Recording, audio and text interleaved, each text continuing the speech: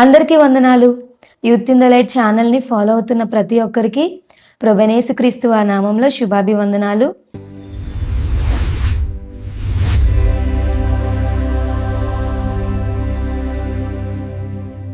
అందరూ ఎలా ఉన్నారండి? బాగున్నారా? సంతోషంగా ఉన్నారా? మనం ఉదయం లేచిన దగ్గర నుంచి రాత్రి పడుకునేంత వరకు ఈ లోకంలో ఎన్నో భయాలు మనల్ని చుట్టుకొని ఉంటాయి. మెయిన్గా మన భయం ఏంటంటే దేవుని దృష్టిలో నేను ఎలా ఉన్నాను అనేదానికంటే ఈ మానవుల దృష్టిలో నేను ఎలా ఉన్నాను అనే దాని గురించి ఎక్కువగా ఆలోచిస్తాము. అదొక రకమైన భయం అనుకుంటే, ఈ సొసైటీ నన్ను ఎలా చూస్తుంది, ఈ సొసైటీ ద్వారా నేను అంగీకరించబడతానా అన్నది ఇంకొక భయము. ఈ భయం ఏం చేస్తుందంటే బయటికి మనం సంతోషంగా ఉండేటట్టు చేస్తుంది, కానీ లోపల మాత్రము మన ధైర్యాన్ని చంపేస్తూ ఉంటుంది. నిజాన్ని దాచి అబద్ధంగా బ్రతికే జీవితంలో ఉంటుంది ఇది. ఈ రోజుల్లో చూసుకున్నట్లయితే యూత్కున్న ఫియర్ ఏంటంటారు? మనందరికీ తెలిసి ఏంటంటే మనం కాలేజెస్కి వెళ్తాము, మన వర్క్ ప్లేసెస్కి వెళ్ళేటప్పుడు అక్కడ కొంతమంది పరిచయం అవుతూ ఉంటారు. మరి వాళ్ళతో ఫ్రెండ్షిప్ చేసేటప్పుడు నేను వాళ్ళకి సరిపోతానా, వాళ్ళతో ఉండడానికి నా స్థితిగతులు సరిపోతాయని ఆలోచిస్తూ ఏం చేస్తావంటే వారి అంగీకారం కోసం నువ్వు వారిలా మారిపోతావు. నీ విలువల్ని, నీ స్థితిని మర్చిపోతావు నువ్వు. ఎందుకంటే వాళ్ళు ఒకవేళ నీ ఫ్రెండ్షిప్ని కట్ చేస్తే నువ్వు ఒంటరిదానివి అయిపోతావు అన్న భయం.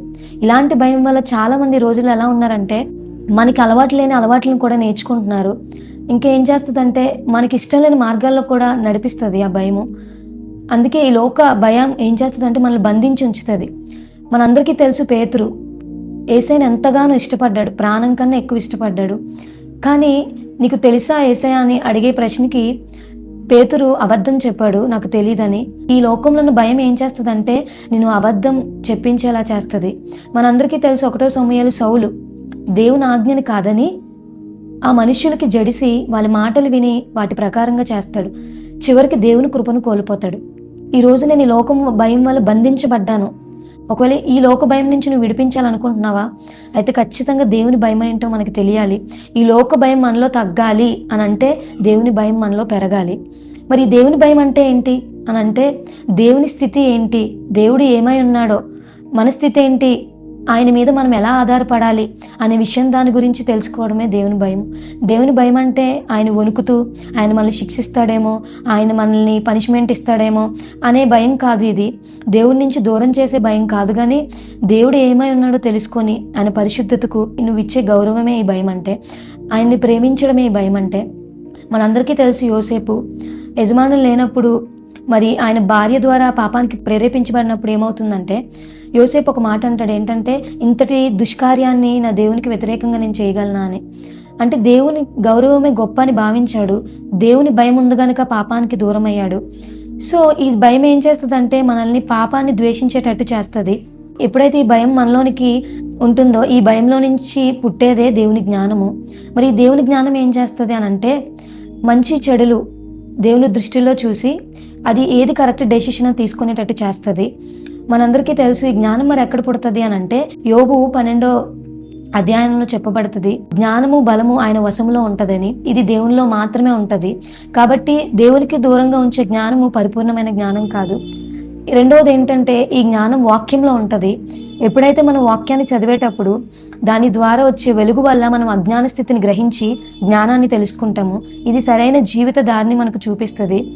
మూడవది ఏంటంటే ఈ జ్ఞానము ఎక్కడుంటుందంటే ఎవరైతే దేవునికి భయపడతారో అటువంటి హృదయంలో ఉండడానికి ఇష్టపడుతుంది.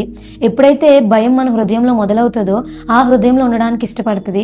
సామెతలు 9:10 ప్రకారం యెహోవా యందు భయభక్తులు కలిగి ఉండుటే జ్ఞానమునకు ఆరంభము.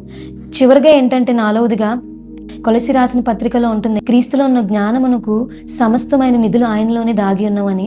సో ఈ జ్ఞానం ఏంటంటే మనల్ని సరైన మార్గంలో నడిపిస్తుంది. నెక్స్ట్ ఈ జ్ఞానం ఏంటంటే పవిత్రమైనదని యాకోబు రాసిన పత్రిక 2:17లో చెప్పబడుతుంది. పైనుంచి వచ్చిన జ్ఞానము పవిత్రమైనదని. మనందరికీ తెలుసు ఈ పవిత్రమైన జ్ఞానము పవిత్రంగా ఉన్న హృదయంలో మాత్రమే నివసిస్తుంది. మరి పవిత్రమైన హృదయంలో నివసించడానికి మన హృదయం పవిత్రంగా ఉండాలి. మరి కీర్తనలు 19:9 చెప్పబడిన ప్రకారము యెహోవా యందు భయము పవిత్రమైనది, అది నిత్యము నిలుచునని వాక్యం సెలవిస్తుంది. మనం చేసే పాపము దేవునికి అది విరుద్ధంగా ఉందని గ్రహించగలిగే జ్ఞానాన్ని ఈ జ్ఞానమే తెలియజేస్తుంది.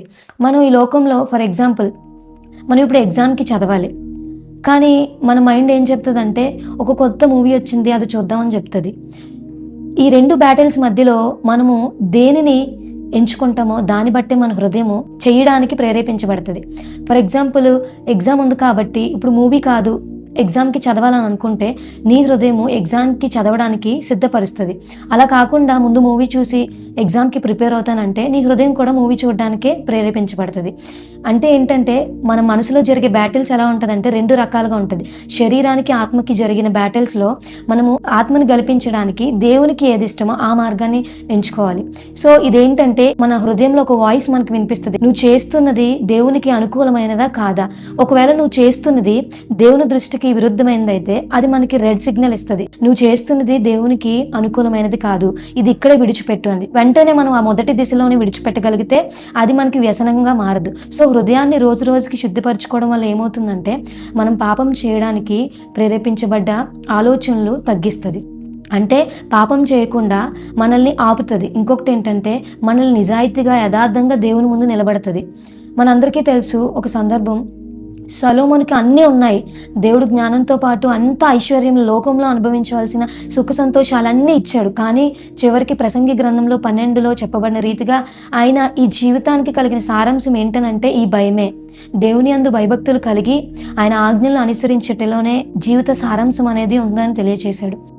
చివరికి ఒక సందర్భాన్ని చెప్పి నేను ముగించాలని ఆశపడుతున్నాను. అదేంటంటే ఒక వ్యక్తి, వృద్ధాప్యంలో ఒక వ్యక్తి, ఒక నార్మల్ లైఫ్ లీడ్ చేసే ఒక వ్యక్తి, అతనికి కుటుంబం ఉంది, పని, బాధ్యతలు, సుఖ సంతోషాలతో గడిపే ఒక సాధారణమైన జీవితము.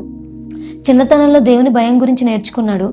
యవనంలో దేవుని ద్వారా పరీక్షింపబడ్డాడు. ఎలా అంటే ఫ్రెండ్స్ ద్వారా. యవనంలో ఎక్కువగా మనము ఈ లోకానుసారమైన కోరికలకే పరీక్షించబడతాము. సో ఫ్రెండ్స్ ద్వారా పరీక్షించబడినప్పుడు దేవుడు ఆయన హృదయంలోని ఒక రెడ్ సిగ్నల్ ఏమిస్తున్నాడంటే ఇది నాకు నచ్చదు, ఇది నాకు ఇష్టమైన మార్గం కాదని చెప్పినప్పుడు ఆ మార్గాన్ని విడిచిపెట్టగలిగాడు. అలా మధ్యస్థితిలో, వివాహమైన స్థితిలో ఏంటంటే వారి బిడ్డలున్న సమయంలో ఆర్థిక స్థితి వారికి చాలా, అంటే ఇంకా ఈ అప్పులు తీర్చలేని పరిస్థితి, ఇంకా ఏ పని చేసినా సరే ఆ అప్పు మొత్తం తీర్చలేని పరిస్థితులు ఉండేటప్పుడు కొంతమంది ఏం చెప్తారంటే ఇది చెయ్యి, ఇలాంటి పని చేస్తే త్వరగా నీకు డబ్బు వస్తుంది అని చెప్పినప్పుడు దేవుని రెడ్ సిగ్నల్ హృదయంలో నుంచి ఏమొస్తుందంటే నువ్వు ఇలా చేయడం దేవునికి ఇష్టం లేదు, డబ్బు కంటే దేవుని గౌరవం ముఖ్యం, దేవుని మీద ఉన్న భయం ముఖ్యం అని చెప్తున్నప్పుడు ఆ వ్యక్తి వాళ్ళు ఇచ్చిన సలహాలన్నిటిని విడిచిపెట్టి దేవుని మార్గాన్ని ఎంచుకుంటాడు. అయితే చివరిగా వృద్ధాప్యంలోని ఆయన చనిపోయే స్థితికి వచ్చేటప్పుడు ఏమవుతుందంటే ఆ వ్యక్తి కుటుంబం చుట్టూ ఉండేటప్పుడు ఆ వ్యక్తి అంటాడు, ప్రభా నేను జీవితం అంతా నేను ప్రయత్నించాను, నీకు భయపడి నేను ఎన్నో విషయాల్ని చేయకుండా నేను ఆగగలిగాను, ఏమో నేను ఎన్నో విషయాల్ని చేయకుండా నా సొంత ఆలోచనలతో చేశానేమో, నన్ను క్షమించు అని చెప్పి ఆయన శ్వాసని విడిస్తాడు. ఈ సందర్భం ద్వారా ఏంటంటే దేవుని భయము మనల్ని పరీక్షిస్తుంది, దేవుని భయము మన నిర్ణయాల్ని ఎలా మార్చుకోవాలో నేర్పిస్తుంది, దేవుని భయము మన పాపానికి ముందే ఒక రెడ్ అలర్ట్ లాగా మనకి పనిచేస్తుంది. జ్ఞానానికి ప్రారంభం అని చెప్పాను. రెండవదిగా ఏంటంటే మనల్ని ఈ భయం పరిశుద్ధపరుస్తుంది అని చెప్పాను. లాస్ట్ది ఏంటంటే ఎప్పుడైతే ఈ భయాన్ని మనం మొదటి నుండే కాకుండా మన చివరి జీవితం అంతా దేవుని భయంతో బ్రతికినట్లయితే అది నిత్యము మన హృదయంలో నిలుస్తుంది. అదే కదా వాక్యం చెప్పబడుతుంది, యెహోవా యందు భయము పవిత్రమైనది, అది నిత్యము నిలుచునని.